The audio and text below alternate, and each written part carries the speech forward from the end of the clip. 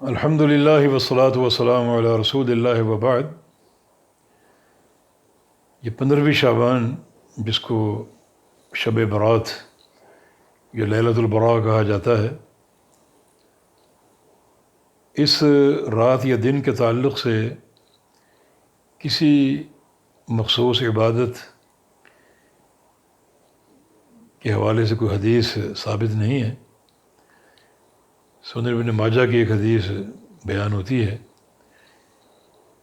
جس میں قوموا لیلہا وصوموا نہارہا کے الفاظ ہیں کہ 15ویں رات ہو تو رات کو قیام کرو، عبادت کرو، اور دن کو روزے رکھو۔ یہ حدیث موضوع ہے۔ باقی بعض احادیث میں اس رات گناہوں کی بخشش کا ذکر ہے۔ جامع ترمذی کی معروف حدیث ہے، اس میں شدید قسم کا ضعف ہے، جس میں یہ ذکر ہے کہ اللہ رب العزت آج کی رات آسمان دنیا پر نزول فرماتا ہے اور قبیلہ بنو بکر کی بکریوں کے بالوں کی تعداد سے بڑھ کر لوگوں کے گناہ معاف کرتا ہے۔ تو نزول کا جہاں تک تعلق ہے تو اس رات کے ساتھ مخصوص نہیں ہے، وہ ہر رات کا نزول ثابت ہے۔ اور جہاں تک معاملہ لوگوں کے گناہوں کی بخشش کا ہے، بنو بکر قبیلے کی بکریوں کے بالوں سے بڑھ کر، تو چونکہ یہ حدیث ضعیف ہے، امام ترمذی فرماتے ہیں کہ یہ حدیث لے کر میں اپنے شیخ امام بخاری کے پاس گیا اس حدیث کا حکم معلوم کرنے کے لیے، تو انہوں نے کہا اس میں 2 جگہ انقطاع ہے۔ حجاج بن ارطاد کا سماع یحییٰ بن ابی کثیر سے ثابت نہیں ہے، اور یحییٰ کا سماع عروہ سے ثابت نہیں۔ تو چونکہ یہ انقطاع پے در پے ہے، اس لیے یہ حدیث معضل ہے اور یہ حجت کے قابل نہیں ہے۔ ایک حدیث میں گناہوں کی بخشش کا ذکر ہے، اور ساتھ ساتھ یہ کہ 2 بندوں کو اللہ تعالیٰ معاف نہیں کرے گا، الا لمشرک او مشاہن۔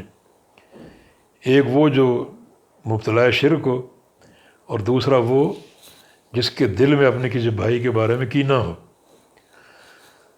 تو اس حدیث میں یا اس قسم کی احادیث سے کسی مخصوص عبادت کا ذکر نہیں، کسی مخصوص نماز کا ذکر نہیں۔ اگر آپ ہر رات قیام اللیل کرتے ہیں تو آج بھی کر لیں، روزے رکھتے ہیں تو آج بھی رکھ لیں، لیکن الگ سے قیام کرنا آج کی رات، الگ سے روزہ رکھنا آج کی رات، یہ ثابت نہیں۔ زیادہ سے زیادہ ہم یہ کہہ سکتے ہیں اس حدیث کی روشنی میں کہ آج کی رات بندہ خاص طور پہ اپنے عقیدے کا جائزہ لے اور اپنے عقیدے کی اصلاح کرے۔ اگر شرک ہے کسی بھی نوعیت کا، کسی بھی قسم کا، تو اس سے توبہ کر لے، تاکہ اللہ رب العزت یعنی اپنے وعدے کے مطابق گناہوں کو معاف کر دے۔ مشرک کا گناہ معاف نہیں ہوگا۔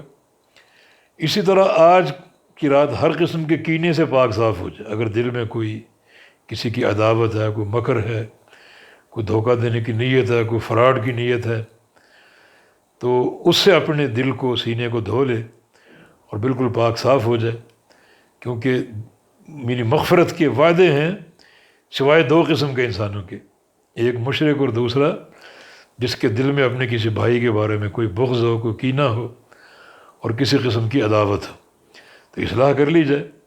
باقی کسی مخصوص عبادت کا ذکر نہیں ہے، قبرستان جانا ثابت نہیں ہے، اور اس دن یا رات کوئی مخصوص پکوان ثابت نہیں ہے۔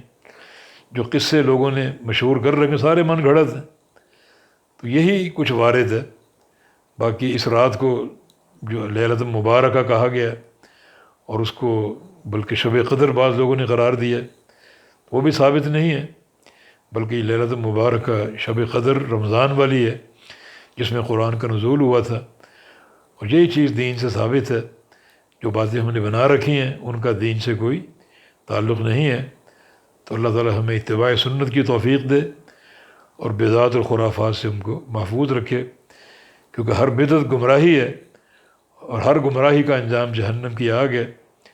بدعت کا معنی دین میں زیادتی اور دین میں اضافہ۔ نبی علیہ السلام کا فرمان ہے کہ جو من عمل عملا لیس علیہ امرنا فہو رد، جو بندہ ایسا عمل کرے جس میں ہمارا ٹھپا نہ ہو تو وہ مردود ہے۔ تو پھر ایسا عمل مردود ہے بالکل، اور جب ایک بدعت کا ارتکاب آپ کریں گے تو یہ ارتکاب اللہ تعالیٰ کو للکارنے کے مترادف ہے.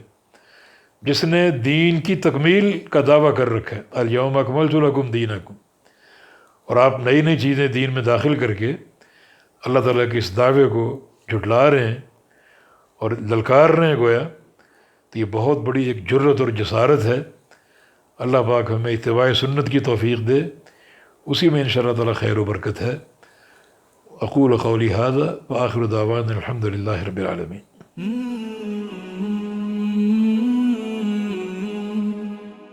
سبسکرائب کریں اور بیل آئیکن پر کلک کریں تاکہ آپ کو بر وقت ہماری ویڈیوز کا نوٹیفیکیشن مل سکے.